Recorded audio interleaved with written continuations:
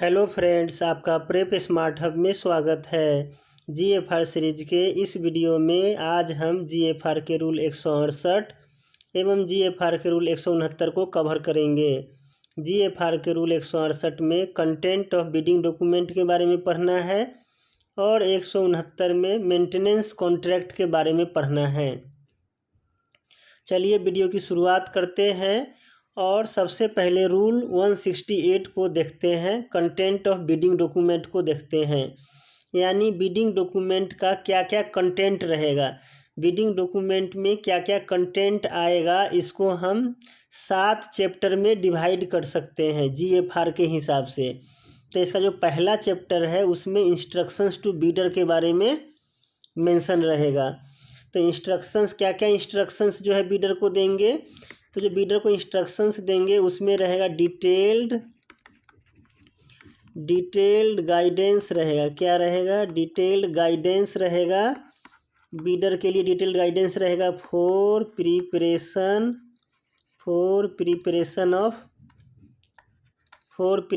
Of Beed and submission of Beed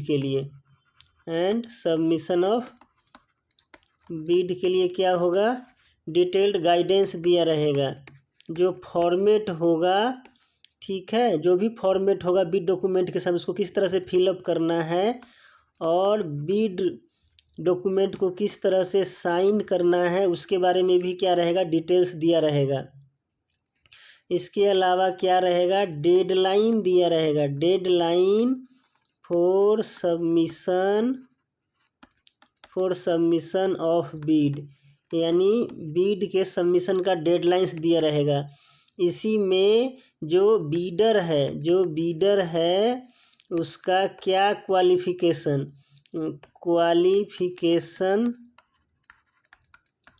चाहिए, उसका eligibility criteria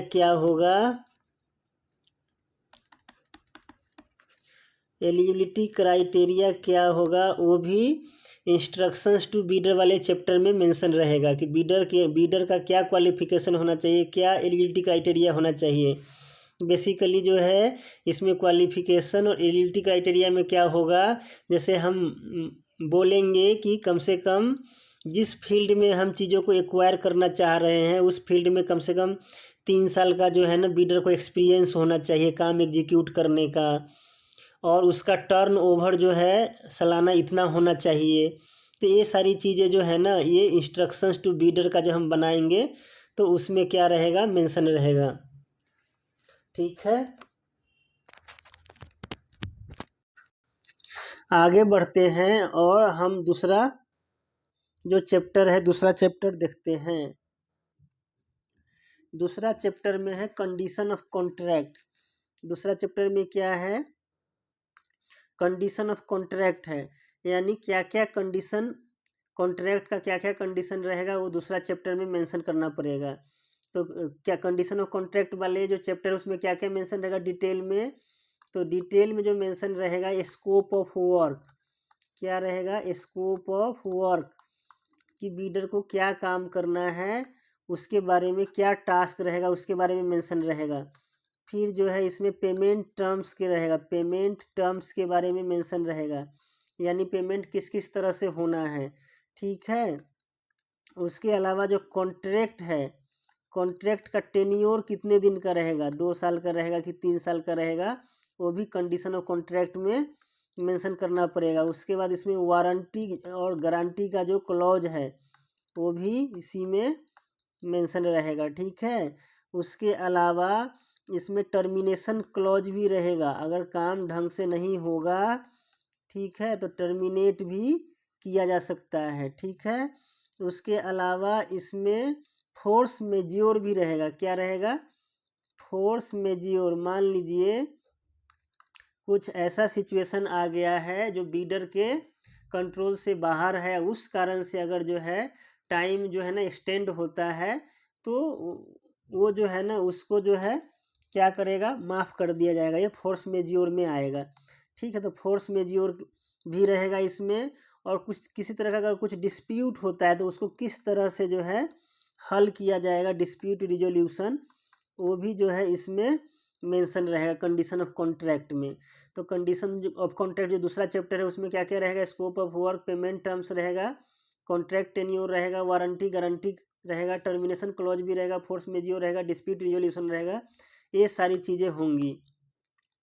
आगे बढ़ते हैं और तीसरा चैप्टर देखते हैं। तीसरा चैप्टर में क्या है, तीसरा चैप्टर में है कि शेड्यूल ऑफ रिक्वायरमेंट, यानी शेड्यूल ऑफ रिक्वायरमेंट जो तीसरा चैप्टर है उसमें रहेगा कि क्या क्या रिक्वायरमेंट है। बेसिकली जो है हम कौन कौन से गुड्स एंड सर्विसेज हमको चाहिए वो है। तो इसमें जो रहेगा वो डिस्क्रिप्शन, क्या रहेगा, description of goods and services, जो भी गुड्स एंड सर्विसेज हमें चाहिए उसका डिस्क्रिप्शन इसमें रहेगा। इसमें और क्या रहेगा, तो क्वांटिटी रहेगा, क्या रहेगा, क्वांटिटी रहेगा, और क्या रहेगा, डिलीवरी शेड्यूल, यानी जो सामान हम लेना चाह रहे हैं वो कब कब कितना सामान हमें चाहिए, वो सारी चीज़ें जो है इसमें मेंशन रहेगी शेड्यूल ऑफ रिक्वायरमेंट में। जो अगला चैप्टर है उसको देखेंगे। अगला चैप्टर है स्पेसिफिकेशन एंड एलिड टेक्निकल डिटेल्स। तो इसमें जो है ना, जो भी हम जो सामान चाहिए उसका जो टेक्निकल स्पेसिफिकेशन होगा, जो भी गुड्स का जो स्पेसिफिकेशन होगा, क्या होगा, स्पेसिफिकेशंस, जो स्पेसिफिकेशन जो टेक्निकल नेचर का होगा, टेक्निकल नेचर का जो भी स्पेसिफिकेशन होगा वो सारा चीज़ इसमें मेंशन रहेगा। किसमें, चैप्टर 4 में। चैप्टर 5 है प्राइस शेड्यूल है। प्राइस शेड्यूल में क्या रहेगा, तो प्राइस शेड्यूल में है आइटम वाइज, जो आइटम वाइज जो है, आइटम वाइज इसमें प्राइस मेंशन रहेगा, क्या रहेगा, आइटम वाइज प्राइस मेंशन रहेगा। और इसमें टोटल क्वांटिटी कितना चाहिए वो भी जो है इसमें मेंशन रहेगा विथ प्राइस, ठीक है, विथ प्राइस जो है इसमें हो जाएगा। फिर टोटल प्राइस कितना हो जाएगा क्वांटिटी के हिसाब से वो भी इसमें दिखाना पड़ेगा। और एप्लीकेबल टैक्सेज वगैरह जो है उसका क्या हिसाब किताब रहेगा वो भी इसमें डिटेल में मेंशन रहेगा, ठीक है। आगे बढ़ते हैं और जो अगला चैप्टर है 6 और 7 उसको देखते हैं। तो जो कंटेंट ऑफ बिडिंग डॉक्यूमेंट है उसका जो छठा चैप्टर है उसमें कॉन्ट्रैक्ट फॉर्म दिया हुआ है, यानी जब जो है मान लीजिए किसी सप्लायर को क्या हो जाता है, टेंडर अलॉट हो जाएगा, तो उस केस में जो कॉन्ट्रैक्ट फॉर्म है, क्या है, कॉन्ट्रैक्ट फॉर्म है, उसको क्या करना पड़ेगा, भरना पड़ेगा, फिल करना पड़ेगा और सबमिट करना पड़ेगा, ठीक है। ये है इसमें कॉन्ट्रैक्ट फॉर्म दिया रहेगा। और 7 में जो अदर फॉर्म्स है वो भी जो है उसके बारे में भी, जो अदर फॉर्म्स कौन कौन से भरने होंगे वो भी इसमें दिया रहेगा। तो ये 7 चैप्टर है बिडिंग डॉक्यूमेंट में। ये सातों चैप्टर जो है में क्या क्या रहेगा वो आप देख लिए हैं। आगे बढ़ते हैं और रूल 169 को देखेंगे।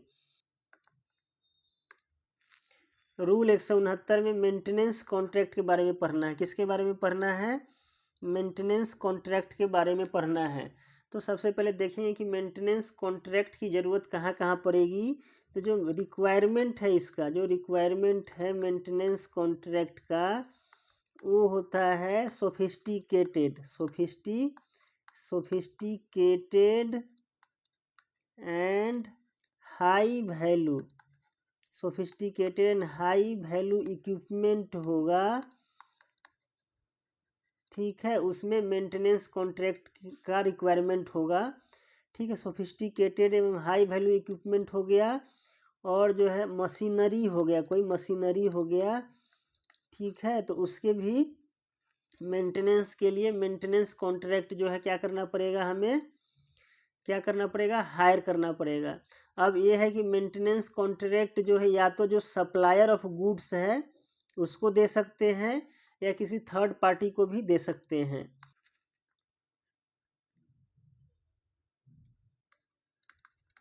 जो मेंटेनेंस कॉन्ट्रैक्ट है वो किसको दे सकते हैं, तो जो सप्लायर ऑफ गुड्स है, जो सप्लायर ऑफ गुड्स है उसको भी दे सकते हैं, या जो है अदर कोई फर्म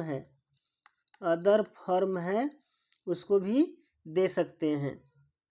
इसका जो मेंटेनेंस का जो पीरियड है वो कब से स्टार्ट होगा, तो आफ्टर एक्सपायरी ऑफ जो वारंटी पीरियड है, जो भी वारंटी पीरियड होगा उसके एक्सपायरी के बाद ही क्या होगा मेंटेनेंस कॉन्ट्रैक्ट है वो लागू होगा। मेंटेनेंस कॉन्ट्रैक्ट क्या होगा, एप्लीकेबल होगा। ठीक है, हमारा जो यह वीडियो है यहीं पे समाप्त होता है।